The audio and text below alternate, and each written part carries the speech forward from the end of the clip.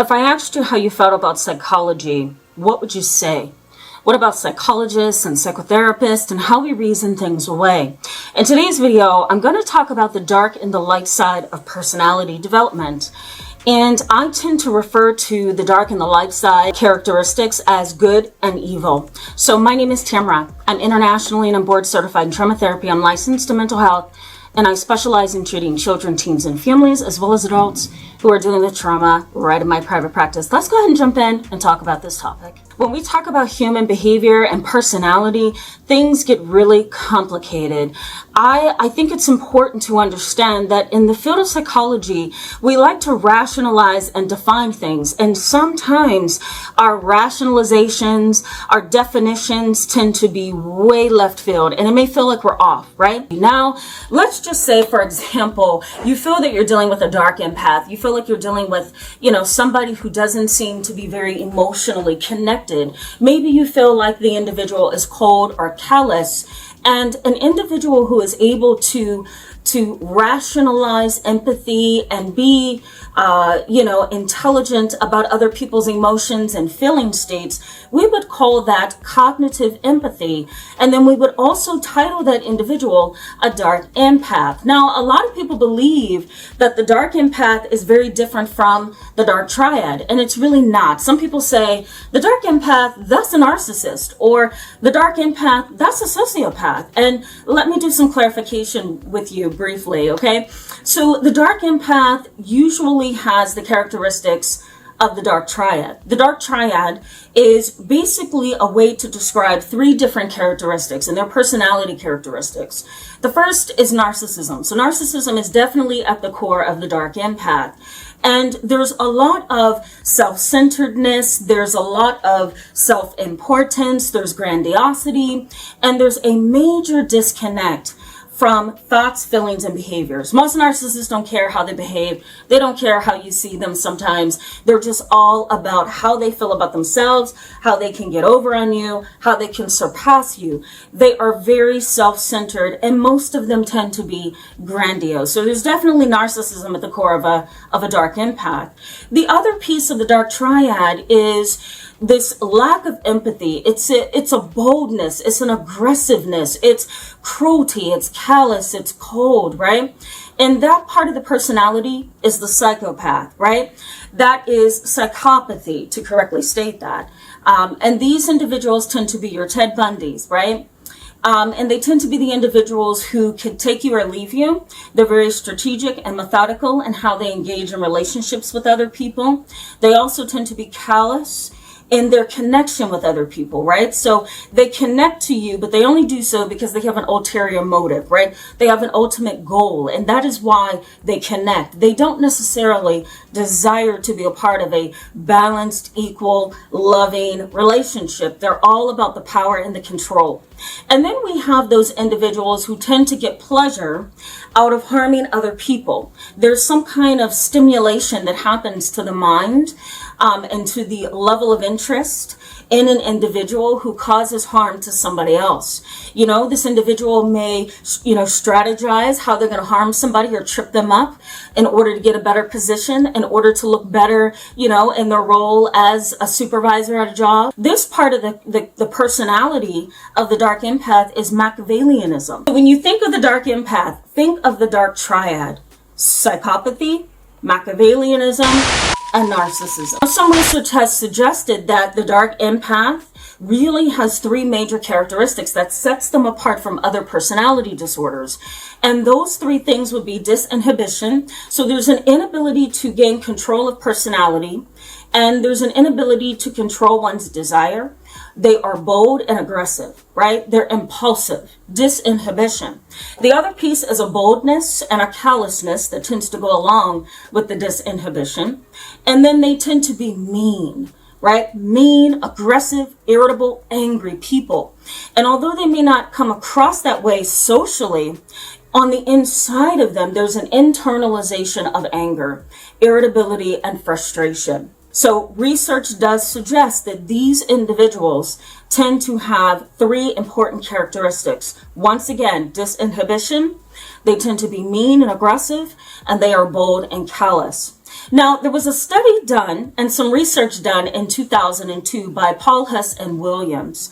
And these are two individuals who did research on the dark empath and also the dark triad. And they came up with this, if you ask me, it was a very good idea in trying to rationalize light personalities, in quotation marks, light personalities. And for me, I would characterize that as people or individuals who tend to be good, right? They are the people who, they care about other people. They tend to be compassionate. They're loving. They're giving, right? They're thoughtful. Think of the dark empath as the evil individual, the dark empath who has these dark triad traits. Think of the light triad or the light personality characteristics as being more angelic and not evil. Paul Hess and Williams came up with 3 characteristics that are important to keep in mind when you're thinking of an individual who is the complete opposite of the dark triad, the dark empath. And here's what they said. There has to be some kind of opposite to the dark triad, and we need to figure out what that looks like, right? We know that there's an evil piece to the dark empath, but how do we define people who are completely opposite? And they said there's 3 important things we need to keep in mind. One is that people who, really model the light triad, for example, they tend to be very humanistic. They tend to be very caring and compassionate. They hold their values high. They have ethics and morals that supports all of their relationships, right? These are the people who see a homeless person on the road and they want to give that person $5, or they want to travel to Africa and feed the children and hold them and hug them and love them, right? They have this sense of humanity or humanism that says, I want to give, I want to love, I want to show love and care and concern. They also said that these kind of individuals, the light triad, they tend to have faith in humanity. They tend to believe that there's goodness in the world and that there's love and compassion. They have more of a healthier look of humanity than does the dark triad, or the person who has the dark triad traits, I should say, the dark empath. They tend to have more of a healthier view of society. They also tend to have this desire to make everybody feel equal, right? They don't have this desire to exploit others. There's no emotional incest is what, some people would call it. Here's the definition of emotional incest on the screen. They don't engage in behaviors that exploits others. And so as a result of that, they gave these individuals the label known as kantianism. I know you're probably like, what? Here it is on the screen for you, kantianism. And that is the desire not to exploit other people. And so when you look at these sets of characteristics, the dark empath and the individual with the light triad. So we're going to say the dark triad and the light triad. When you kind of put these two things side by side, it kind of splits our conceptualization of humans right down the middle, right? There's good and there's evil. And this is kind of the way that psychology has described and defined and rationalized people who are evil and people who are not. So what do these evil people look like, right? What do they do? What is a characteristic of theirs that tends to supersede other people? Why are these individuals considered dark? Why are these individuals possibly considered the most dangerous personality amongst us? Well, here's why. They tend to lack awareness of the connection between thoughts, feelings, and behaviors. When you can connect thoughts, feelings, and behaviors, you can be held accountable, and you can also hold yourself accountable, right? You can sit with yourself and say, here's what I thought about the situation, here's my emotions, and here's what my behavior did. That's where I went wrong, or that's what I did wrong, or that's the person who wronged me, and that's what led to my own behaviors. When you are not aware of the connection between thoughts, feelings, and behaviors, then it makes it really difficult to be held accountable. The other thing is insensitivity, right? These individuals tend to, and this is not everybody, okay? Because some people have dark humor and sarcasm and they're not evil. But I think it's important for me to highlight that most dark empaths or individuals with the dark triad characteristics tend to be very insensitive. And that can come through, in the form of sarcasm, in the form of dark humor, in the form of teasing. I'm just playing with you, right? And so individuals who have the dark triad traits, they're not just playing with you. They have a very cold, insensitive, callous demeanor sometimes. And although it may not show up physically, right? You can't visually see this. And the things that they do is what shows them up. They also tend to be vindictive and very competitive. These individuals just simply want to be on top at all times, right? They exploit you, they manipulate you, and they triangulate. They also tend to weaponize your emotions. Those who are more evil in their relations with other people, the ones that tend to be less empathic, they're narcissistic, and they are grandiose in how they see themselves. They tend to weaponize your emotions, and if you share your thoughts and feelings, and if you share some personal details about your life, just know that they're going to go back to that most likely, and they're going to use it against you. Their evil is instrumental. And we can also go a step further and call it instrumental aggression, meaning that their aggression is used as an instrument, just like someone would use a bat, just like someone would use some kind of utensil, right? They utilize these negative parts of themselves as an instrument. So they weaponize those things of you that maybe you never thought they would.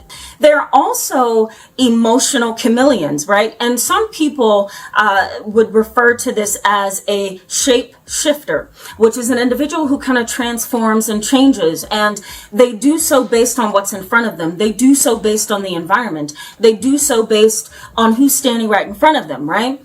A shape shifter can be an individual who would, appear to be a really good mom at the PTA meeting, a really good dad at the basketball field, but then as soon as he gets home, he quickly changes and shifts into a very angry, violent alcoholic.